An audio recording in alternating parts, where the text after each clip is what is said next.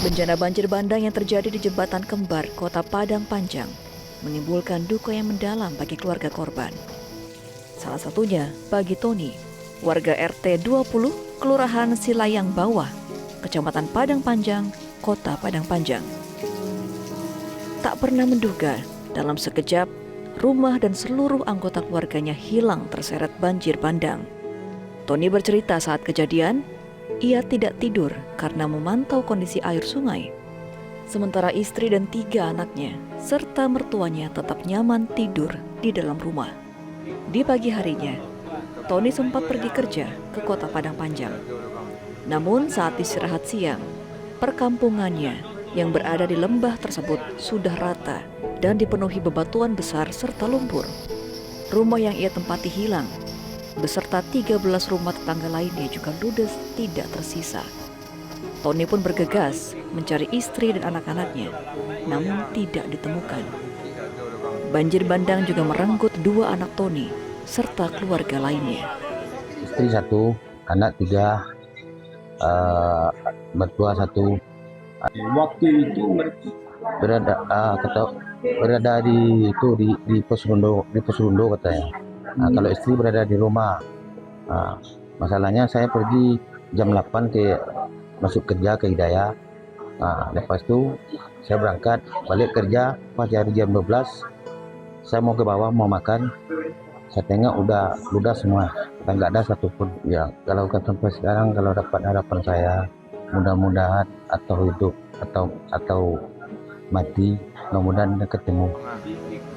Peristiwa banjir bandang yang terjadi secara tiba-tiba ini, selain memutus jalur lalu lintas Bukit Tinggi dan Padang, juga mengakibatkan belasan rumah warga hanyut dan menelan korban jiwa. Dari Padang Panjang, Am Fraser, Metro TV.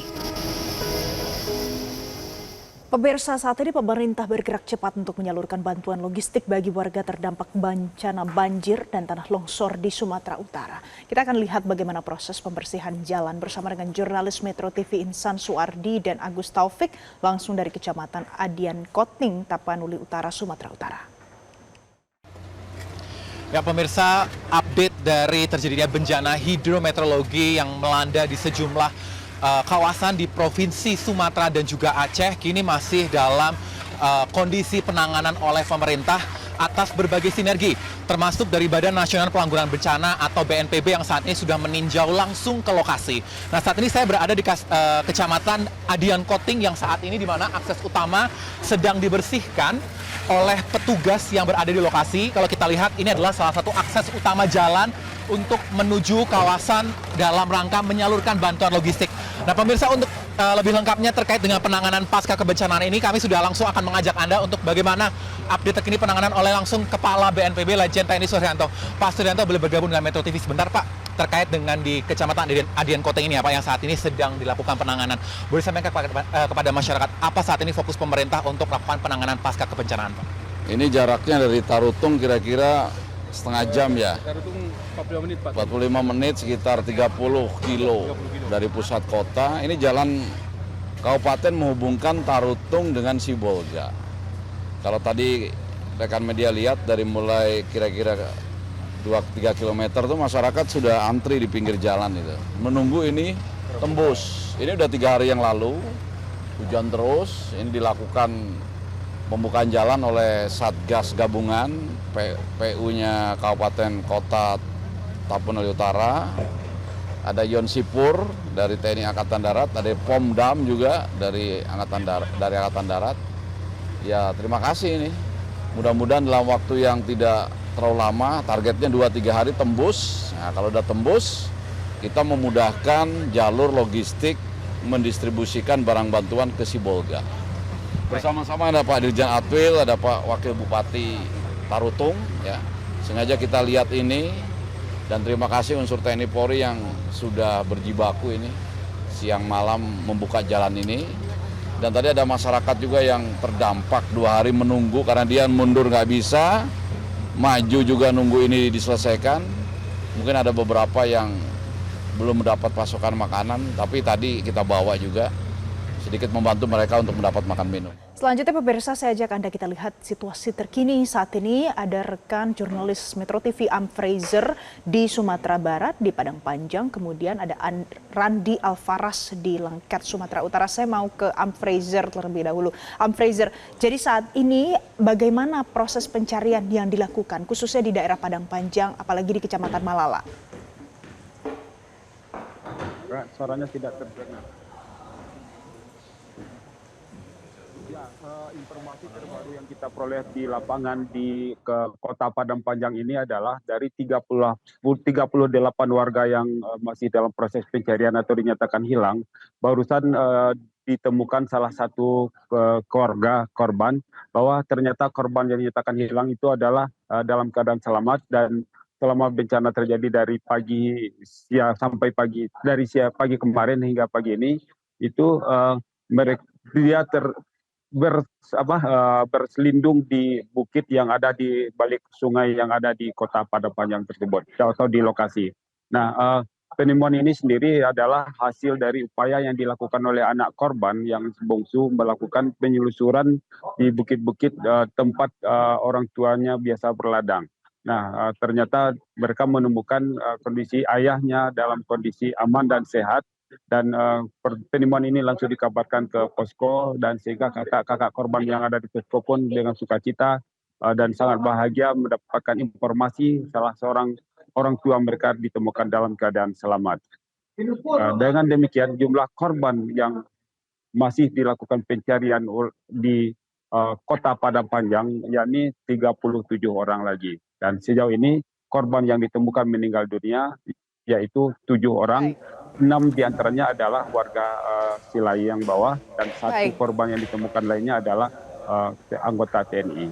Baik, Fraser, terima kasih untuk informasi terkini dari Anda tadi dari Padang Panjang, Sumatera Barat. Pemirsa, selanjutnya saya mau lihat bagaimana kondisi terkini di Langkat, Sumatera Utara. Ada rekan Randi Alvaras. Randi, selamat pagi Randi. Randi, jadi bagaimana situasi terkini di tempat Anda berada saat ini, Randi? Ya, selamat pagi Valen juga pemirsa. Saat ini saya berada di Kabupaten Langkat, tepatnya di Sumatera Utara, tepatnya di Kecamatan Hinai, yang menjadi salah satu daerah yang terdampak daripada bencana hidrometeorologi yang mengguncang sejumlah daerah di Sumatera. Dan ini merupakan salah satu kampung yang juga terdampak akibat bencana tersebut, yang mana beberapa rumah yang berada di wilayah ini juga tergenang oleh banjir yang sekiranya ini ketinggiannya bisa mencapai selutut orang dewasa. Dan memang tidak hanya ini saja, tadi memang kita rencananya akan pergi menuju ke Lok Sumawe Aceh, yang mana dari bandara itu sekiranya bisa membutuhkan waktu 6 jam. Hanya saja ketika kita mencapai tadi di Kabupaten Langkat, tepatnya di Kecamatan Tanjung Pura, akses jalan terputus, yakni daerah tersebut mengalami banjir yang bahkan juga dampaknya sangat besar karena banyak rumah yang terendam, bahkan ketinggian airnya bisa mencapai 1,5 meter. Dan infonya banjir yang menerjang sejumlah daerah di Kabupaten Langkat diakibatkan oleh intensitas hujan yang terus mengguyur Kabupaten Langkat selama 5 hari terakhir, terhitung dari hari Senin, yang bahkan dalam beberapa hari terakhir ini intensitas hujannya semakin tinggi. Dan ini merupakan salah satu jalan raya yang bisa diakses untuk menuju ke daerah kawasan Aceh. Hanya saja tadi di Kabupaten Langkat, tepatnya di Kecamatan Tanjung Pura, akses jalan terputus karena jalan juga tergenang air.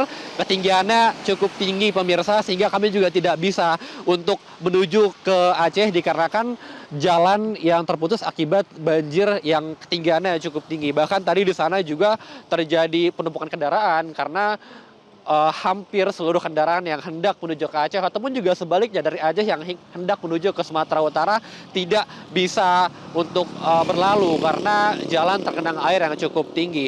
Dan infonya tidak hanya banjir yang menerjang banyak rumah warga di sana, bahkan hampir seluruh kecamatan rumah warga di sana tergenang oleh air yang ketinggiannya 1,5 meter, namun juga akses listrik di Kecamatan Tanjung Pura juga sudah terputus dari 2 hari yang lalu.